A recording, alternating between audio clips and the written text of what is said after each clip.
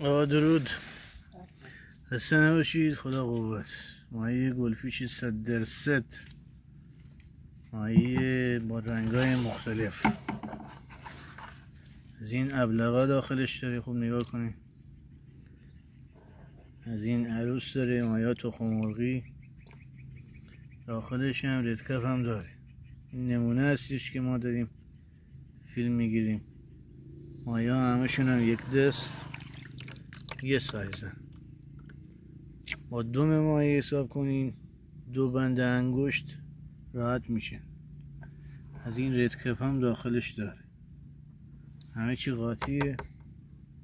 100% گلفیشه. بعد ماهی یه 40-50 هزار داخل یه مجموعه هستش. فعلا آماده است. قیمتش هم الان مناسب. حالا اگه کسی میخواد همه رو با هم میدیم. قیمتش الان خوبه. حالا 5000 هر چقدر خواستیم 5000 هم میفروشیم، مشکل نداره. فقط ماهی رو ببینید خودتون. از بالا میگیرن، خوب نگاه کن. رنگ بندیش هم قاطیه، همه جوره داره گفتم. قیمتش هم، حالا دماشون هم نگاه کنید. گلفیش های دمای باز 100% گلفیش. یا علی.